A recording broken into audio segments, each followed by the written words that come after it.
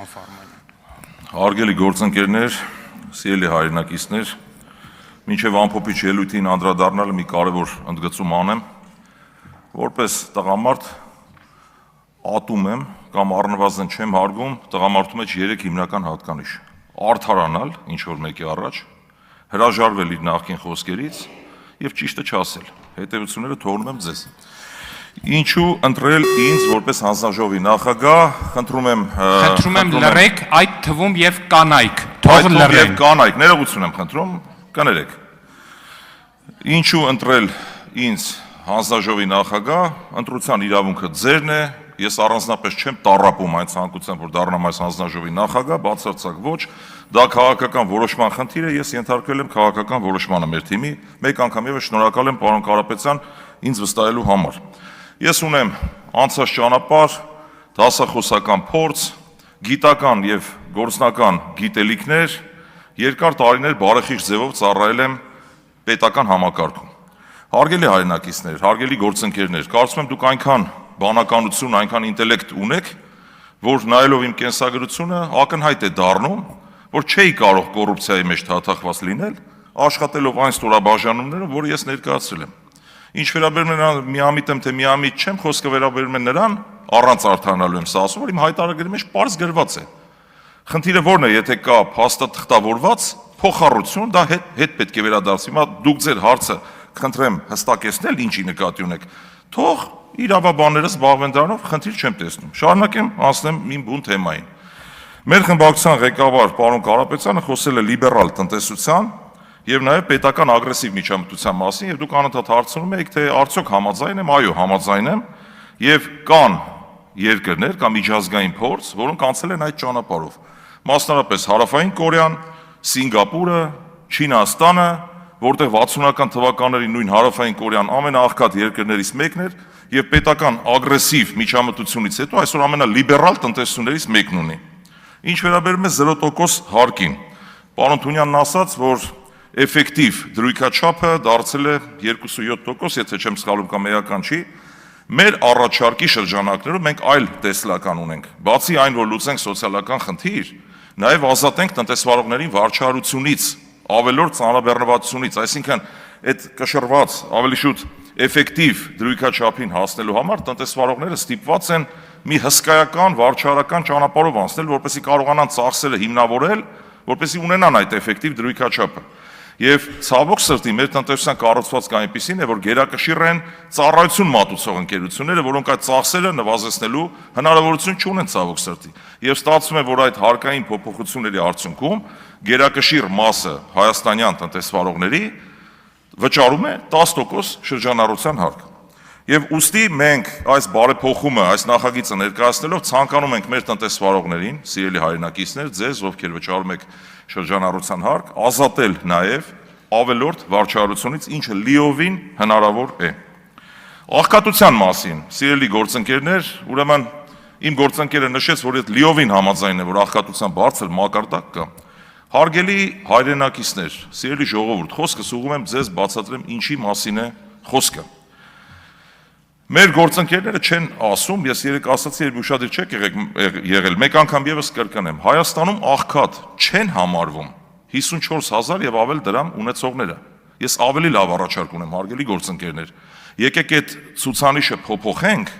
54-ը դարձնենք 27,000 դրամ, Հայաստանում աղքատությունը ավտոմատ 50%-ով կնվազի։ Փայլուն առաջարկ եմ անում։ Եվ սիրելի ժողովուրդ, հիմա ոնց որ դուք ասենք 54,000 դրամով իրենք ասում են աղքատ չեք, գուցե 27,000 դրամով էլ աղքատ չլինեք, բայց Հայաստանում վիճակագրական տվյալները կբարելավեն 50%-ով։ Սա նույն բանն է, երբ որ մենք ասում ենք Հայաստանում կա արտահանման պրոբլեմ, արտահանման խոչընդոտ, մեր իշխանավորներն ասում են, դա համախառն ներքին արդյունքի 3%-ին մոտ ցուցանիշ է, որը կառավարելի է։ Հիմա ուզում եմ հասկանամ, մեզ հետևող հայրենակիցներին դա որքանով է հետաքրքիր։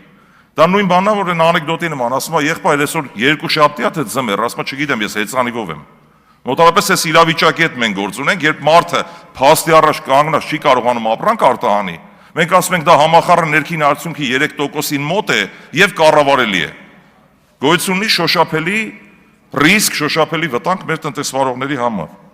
Պարտքնա ցուցանիշի հետ կապած, որի մասին երկար խոսվեց, հարգելի գործընկերներ, հարգելի պարոն Թունյան, խոսքը վերաբերում է հետևյալին, քանի որ այս հարցին դուք անդրադարձաք, խոսքս ուղղելով ձեզ, խոսքը գնում է տնտեսության կառուցվածքի մասին, երբ որ մենք ասում ենք պետական պարտքի կայուն կառավարելիություն։ Հարգելիներս, մեր տնտեսական կառուցվածքը այնպիսին է համախառն ներքին արդյունքի, որտեղ 50%-ը բաժին է ընկնում ծառայություններին, որի մեջ են մտնում նաև վիճակախաղերը, խաղային բիզնեսը, եւ դա որակի մասին չի բնութագրում։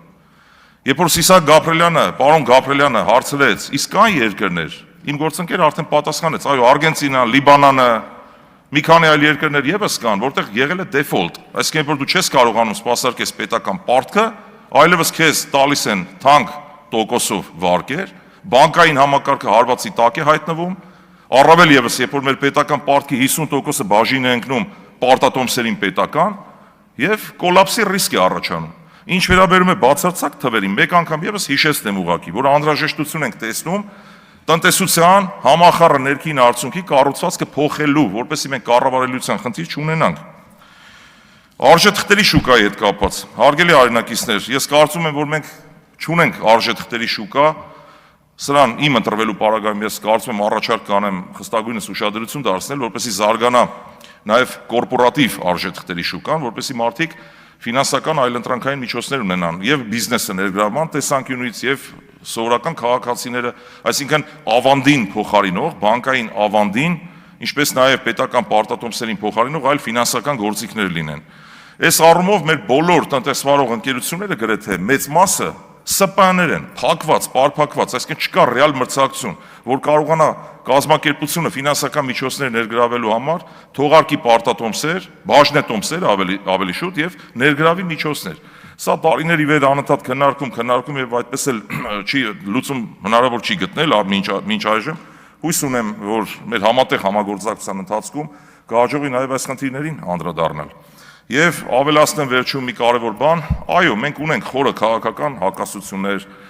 կարող ենք տեղում նստած ներվայնանալ, ձեր խոսույթը լսելուց եւ նաեւ հակառակը,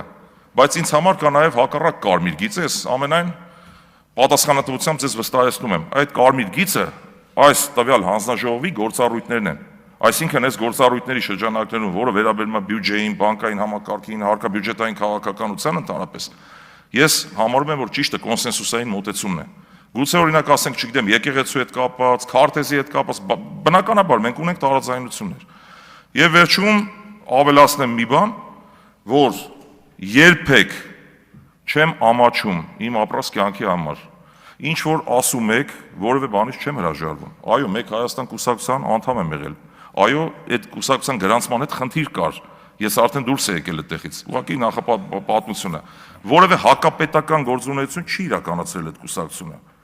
Եվ մենք, այո, պարոն Ղազնյանի հետ, նաև մեր թիմից էլի մարդկա ստեղ Հասմիկ Ենգոյանը կհաստատի, որ շատ նորմալ թիմ էր, գրագետ, պրոֆեսիոնալ, տեխնոկրատ,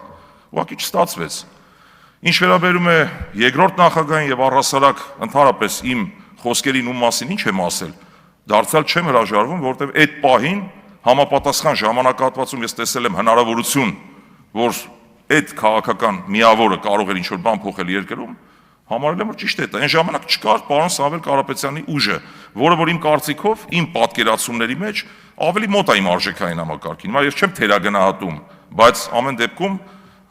ունենք այն, ինչ ունենք, եւ սրա մեջ ես որևէ վատ բան չեմ տեսնում, առավել եւս թե ով որ նախկին կուսակցության անդամ է եղել եւ այլն։ Եվ վերջապես, պարոն Հարությունյան, ամենայն հարգանքով, որևէ անձնավորված բան չկա, ես չեմ ճանաչում։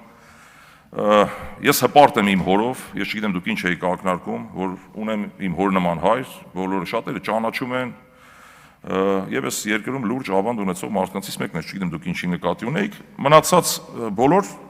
այն ամեն ինչ որ դուք ասում եք իմ արժեքային համակարգի հետ կապված, որ ես կապ ունեմ երկրորդ նախագահի հետ, երրորդ ազնվությամբ ես մոտիկից 2 մետր հեռավորության վրա ոչ երկրորդ, ոչ երրորդ նախագահին չեմ տեսել։ Չունեմ որևէ առնչություն, իսկ պարոն Վարդան Հարությունյանը եղել է իմ ղեկավարը, աշխատել եմ նրա ղեկավարության ներքո, որևէ այլ առնչություն չունեմ։ Ես հպարտ եմ իմ կենսագրությամբ, իմ անցած ճանապարհով։ Կընտրեք, լավ կլինի երկրին օգուտ, չեք ընտրի, դա ձեր իրավունքն է, դրանից բացարձակ չեմ ներսրտի։ Շնորհակալություն։ Շնորհակալություն, հարցի քննարկումն ավարտվեց։